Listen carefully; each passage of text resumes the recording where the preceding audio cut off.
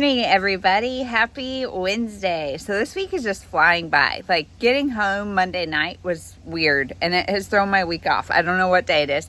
I'm back to the no hair hairstyle. You guys, curly hair problems. My hair is just so much in the summer when it's so hot that, like, the more bald I can look, the better. So apparently that's the look I'm going for right now. But I am not sure what today's going to hold. It is gorgeous out. I'm in a t-shirt and it's almost chilly. Like, it's weird. I'm sure the sun's going to come out and it's going to be blustery hot by the end of the day. But right now it is gorgeous. So we're outside and I am making sourdough rolls inside. So we're not going to leave the property for a while, but we are hanging out, doing a little school, doing some things, and I have some bookish updates. So my physical read, The Secrets We Keep. I've been talking about this for way too long because I've been reading this for way too long because this book it's good. It's about two women at a lake house with their kids, and one of them has a drinking problem and their relationship. And like, we don't know either of the characters super well. And so we're just being held at a distance as the reader, and that's kind of hard to like get engaged in. Especially, we're talking, I think yesterday I was like 275 pages out of 350 into this, and it's still just kind of the same thing. But things have taken a turn. Things have taken a turn, you guys. And so now I have, let's see how many pages left. I'm on page 316. So I don't have very much left. And you guys, I have got to finish this today because things have taken a turn. The bottom says, how do you keep your children safe when you can't even protect yourself? And like, that has not applied to the first 300 pages of this book. And so that's kind of annoying. But now, like, things are going on and I need to know what happens. So we might just, like, tonight is, like, our neighborhood does pool parties for, like, tonight is kindergarten to second, incoming kindergarten to second grade. So then all the kids of that age can get to know each other. And tomorrow is grades 3 to 5.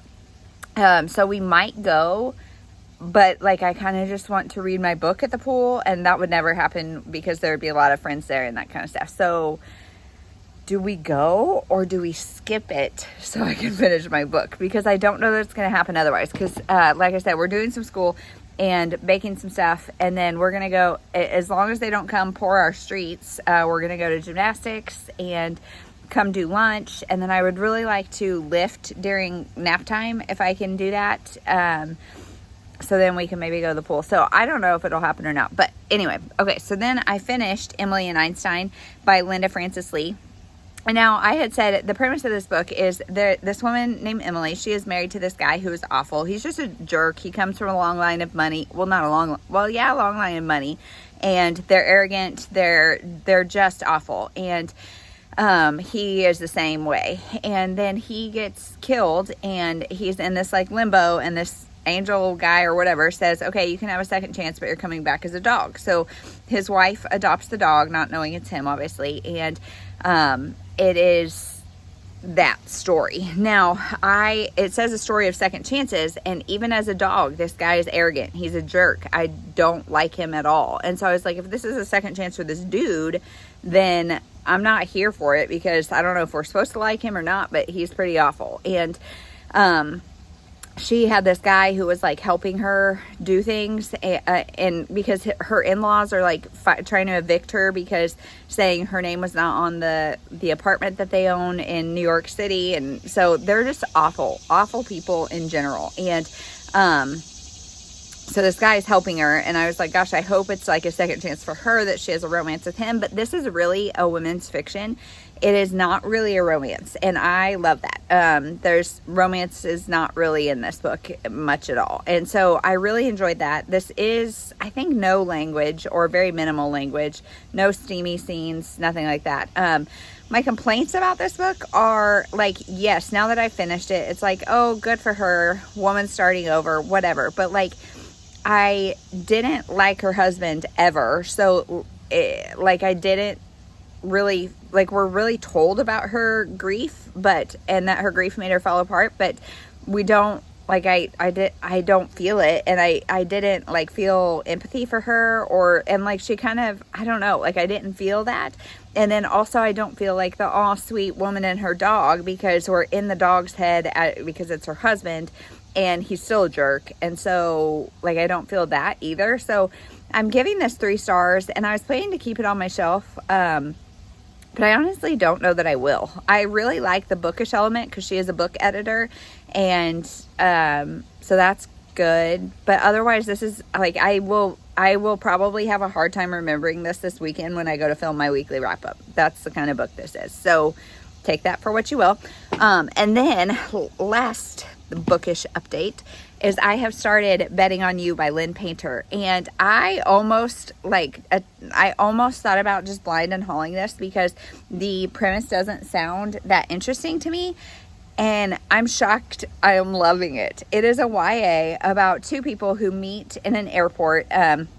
Her parents just got divorced, and so her and her mom are moving from Alaska somewhere else. He was visiting his cousins. They met in an airport, and he is just I don't know, he's an interesting character. He's very confident, very cocky, very like a dry sense of humor, and she's in the front of the line because she's very type A, very just rule follower, all the things. And so she got there a million hours early so she could be front of the line. And so he like pretends to know her to be able to be in the front of the line with her. And she's like, no, this is not how the rules work, whatever. And then they keep bumping into each other. And now it's a couple years later, and they're friends, but they're both like working for each other for different reasons. He's still kind of hung up on his ex, so she fake dates him at some parties, and then her mom is moving on and dating somebody else, and she's having a really hard time with that, and so he kind of helps her with that. And it's fun, it's cute, it's, at first I was like, gosh, I think I might be too old for YA. I think I'm seeing this from the mom's perspective, and that's not what I want to do with a YA romance. I want to remember when I was 16, 17, whatever, and having these kind of things. And like as the book's gone on, it's definitely allowed me more to be like in with her, especially because like I just can relate so much to that feeling of like your mom choosing a man over you, and how that kind of makes that not enough narrative. And yeah, this is a good, I'm really liking it. There is language. So some of you guys have said you were unsure on Lynn Painter, if you liked her, if you don't, what I would think of her, because it's not clean. Like it's not wholesome, I guess would be the word I would use. And this does have language. To me, at this point, it does not feel gratuitous or overused or anything like that. So I honestly am okay with it. But if you're a hard pass on language, there's definitely teenagers using some language in here. So, yeah, it doesn't feel over the top or like it's just for shock value. And yeah, these people feel like teenagers for sure, but it also feels realistic. So I'm enjoying it. So that was a very long update. Yeah, now we're going to keep doing the things, go to gymnastics, and we'll see if I check in later. Well, I will check in later. We'll see when I check in later. Hey everyone, so it's later in the day. We're going to be kind of quiet because the little girls are napping, but my 8-year-old is here. She needs to draw, and she was like, how come we haven't been doing this on camera? Because we have not been doing her draws on camera, but she has read 40 books. She's read 40 books, and so she needs to draw 5 more. What has been like your favorite series or book that you have read so far this month, or at least in the last little while? Well, I don't really have any favorites, so they're all my favorites. They're all your favorites. So she's been reading a lot of a lot of different things, a lot of dog diaries, a lot of you read The Poet's Dog by Patricia MacLachlan. Did you like that? It was all right. Little Polar Bear Rescue. She's read. That one was like a reread from a while ago. Oh, okay. She's read Wind Riders. Yep. Let's see. I don't know. We'll just see. Let's see what you're gonna do now. So you want 5? Well, we'll see. if the first 3, if the prompts feel like they're enough, then I'll just do 3. If they feel like they're too easy, I'll do 5. So you have 9 days left. So I think you could definitely do 5 books. Don't you think? Yeah. Okay, let's do 5. We got a 9, which would be a flag on the cover for 5 points. An 8, which is continue, complete, whatever series. She doesn't like that because it's really hard to get 5 points there. We've got let's see what you got. A 3, which is your birth year, or is that? I think it's their birth year. Let's see. I can look. Oh, okay. Yep, your birth year. Okay, birth year. We got our cheat sheet now. Let's see.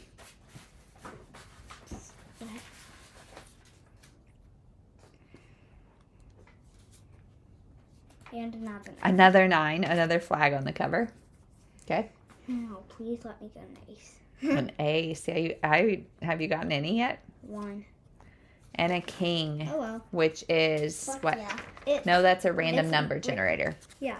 Okay, so I'm going to help her figure this out, and we will be right back. I think the 9s for flags on the cover, we're going to have to go up to our library, which the baby is sleeping in my room, so that's not going to be possible. But maybe you could do the Capital City Mysteries? Yeah. By Ron Roy? Yeah. So you could do those. I think those are Capital Mysteries. Capital Mysteries? Yeah. Okay, well, we'll go see what we can find, and we'll report back in just a second. Okay, so we got 4 out of the 5. So for flag on the cover, she's going to be reading Fort Builders. I read this earlier. It is a very early, this is going to take her 5 minutes to read, chapter book about Fort Builders using boxes. Okay. Then for published in her birth year, we have Thea Stilton and the Roman Holiday.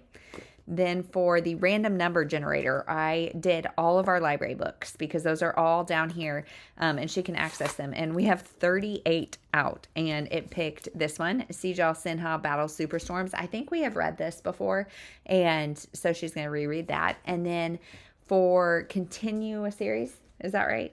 For a continuous series, she's going to read Isadora Moon Has a Sleepover. So she needs another flag pick, but she will do that when the baby wakes up. So that's the update for now. Now it's quiet time. They're going to go clean their room and lay down. My little 2 are laying down. I'm going to go lift weights and then work on soccer stuff.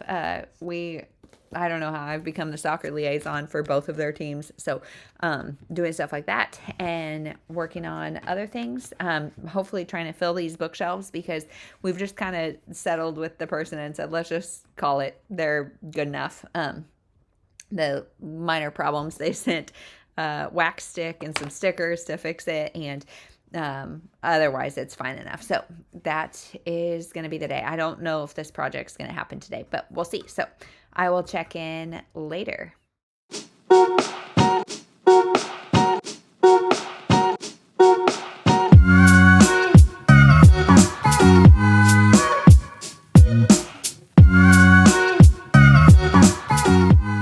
Hey everyone, so I'm going to take advantage of a few minutes alone right now because Jeremy just took the baby to Menards to do some returns, and we ended up not going to the pool party, and we ended up just having a neighborhood party in our backyard. So there are a ton of kids in my backyard playing, having popsicles, living like the summer dream, and I am making sliders and things like that. And so while I do it, I am listening to my audiobook. And another cool thing, it's Betting on You by Lynn Painter, and I'm pretty sure it takes place in Kansas City because they're talking about the Chiefs. They're talking about taking 8 hours to drive to Colorado, which is about how far it is for us to get to Denver or anything. So that's kind of a fun addition. But this afternoon I lifted, worked on soccer admin stuff, and then have had all these kids around. So it's been a really fun day. And I have not sat down to physically read, even though I really, really want to. But if you can hear my sourdough timer is going off, I made full-size buns, slider buns, and a cinnamon raisin loaf. So I got to go get that out. So that is all for tonight. Thank you guys so much for watching. We'll see you tomorrow.